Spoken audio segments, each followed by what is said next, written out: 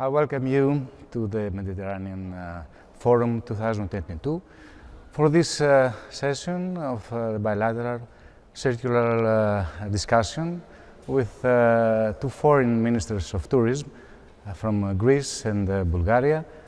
First, I want to welcome the member of European Parliament and the foreign minister of tourism in Greece, Mrs. Elena Kountoura. Welcome. And I want to ask Mrs. Kountoura first.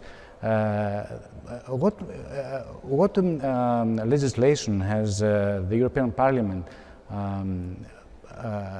now have voted about the pollution, and especially as we are in a Mediterranean forum, especially for the transportation and the tourism in the Mediterranean? Thank you so much. First of all, it's a pleasure to join the Med Forum for the second year, and especially in this discussion with Nikolina Agelnova, with whom we had an excellent cooperation during our terms as tourism ministers, exploring opportunities with mutual benefits for our countries and in the wider area in the Med. The truth is that the future of the Med concerns us all, and we need to have a common vision and strategy regarding its protection. And it's very important ecosystem for life and the land and the below water, but also a graddle of diverse culture, history, civilization that makes it one of the top global tourism destinations. So we need to cooperate to set common targets and deadlines and to align our strategies, our policies, and act together for the protection of the environment, but also for sustainable business and jobs.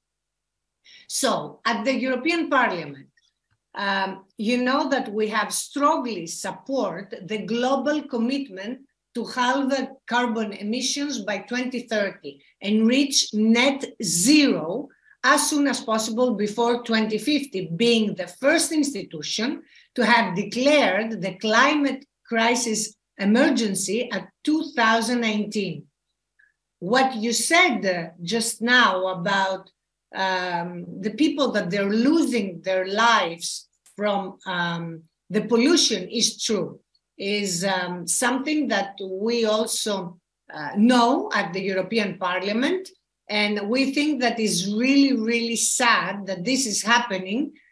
So the Green Deal and the climate law of the European Union are ambitious milestone plans with an international dimension and apply also outside of the EU borders because the impact is also in the wider area of the Med.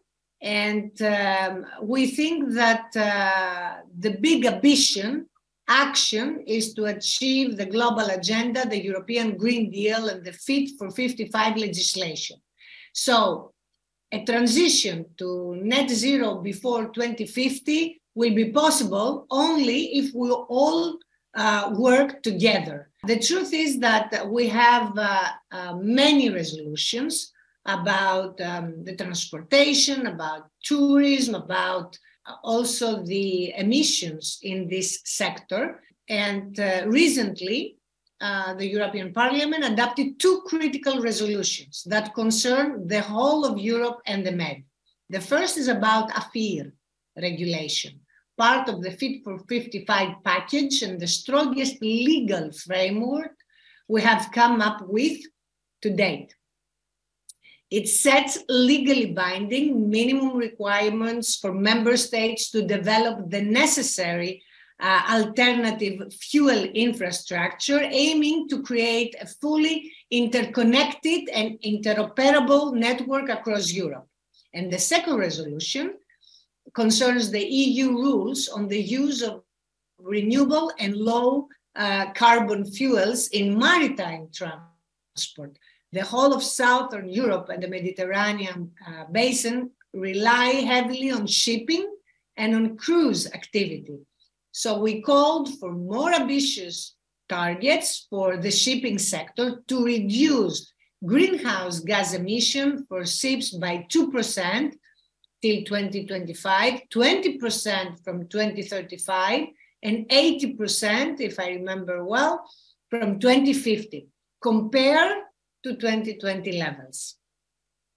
So there are a lot of other things that we're trying to do, because don't forget that we are still trying to overcome the impact of the pandemic, which is still here. And now we are dealing with severe, prolonged consequences from the ongoing war in Ukraine, the rising inflation, the shocking high energy price that actually create a domino effect in the cost of services and goods.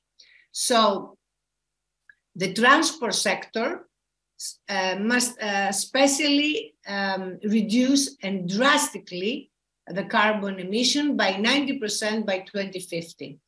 And I think we have to cooperate all together, because it's very important to make sure that all these policies, actually the legislations and the regulations, they will be implemented from all the member states' countries. Thank you, Mrs. Kountoura. Speaking of sustainability in tourism, and ask what is the plan in European level about the propositions for a better transmission for tourism and in better practices?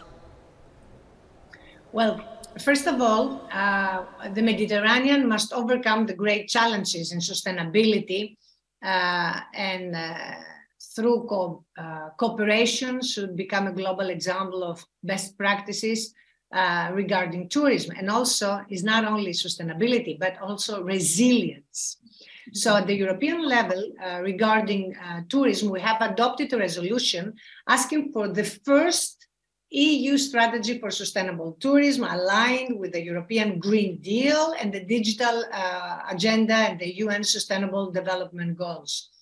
So the European Commission responded to our call and choose tourism to be the first ecosystem in the EU where a transition pathway document was drafted through consultation with all relevant stakeholders for shaping the sustainability agenda in tourism by 2030 to 2050.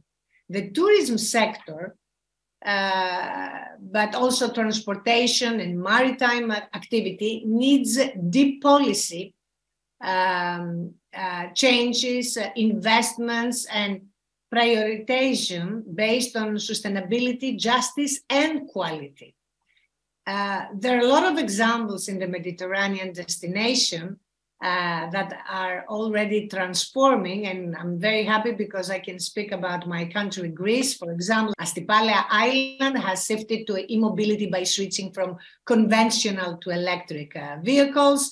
Tilos will become the first island in Mediterranean to be 100% energy self-sufficient. Paros aims to become the first single-use plastic waste-free island in the Med, and Rhodos Island is launching the CoLab project for a holistic, sustainable transformation of the destination's tourism value for environmental, social, and economic progress.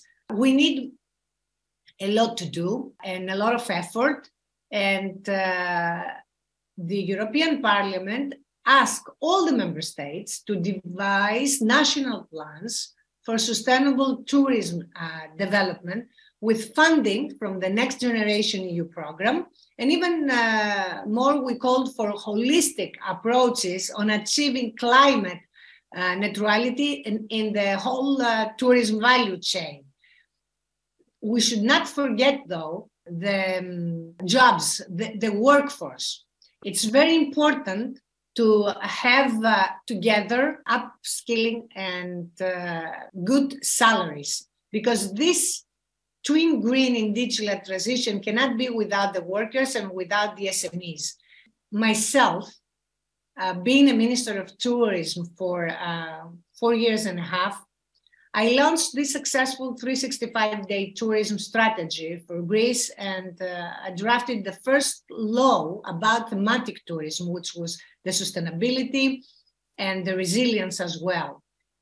This way we can prevent over-tourism and its negative impact by investing on sustainable alternative tourism offering. And it's about promoting new sustainable tourism activities while preserving local culture, history, heritage, whether it is natural and cultural sites, but also local gastronomy, local products by local producers. By promoting the cultural, historical gastronomy routes and developing ecotourism and health tourism, for example, tourism flows spread year-round, which is very important. Imagine if 40 million tourists, they come June, July, August. This is impossible. So the income becomes more steady instead of seasonal. And it's win-win situation for partners countries through common tourist packages and programs. And here, for example, I want to say that we worked close with Nikolina for Interreg, Greece-Bulgaria programs for tourism, and participated in events for cooperation in sustainable tourism development, such as in cultural tourism, historical routes, and health tourism. We should not forget, though, the SMEs. The SMEs, they're coming from very difficult times because of the pandemic. Now with the energy crisis, they have loans, they struggle to survive. So we need to help them through the Next Generation EU funding, and also the workforce. We cannot demand for better quality if these people they have very low salaries and they work without a day off during the very strong summer season, 12 and 18 hours a day. So we have to take in consideration all these situations if we want really to have sustainability in tourism, because sustainable jobs are very important and is urgent priority to support the workforce and the work to restore jobs in the sector at the pre-pandemic levels. We saw in Europe all these huge, the chaos that was because of the great resignation phenomenon that happened because during the lockdown and the restrictions, there were a lot of people laid off and put on hold until travel was restored. So when we needed them, we didn't have the people that they had, not only the talent, but the expertise. So it's important to support policies to ensure decent work conditions and better salaries in the sector, join programs for employment and specialized employment. We say that the employees that they work in tourism are the ambassadors and the good face with a big smile that they host the tourists. So it's important for them also to work under better conditions. Also, mutually recognized skills across borders as well as in flexibility, such as a remote work and ongoing education, training, and new skill development.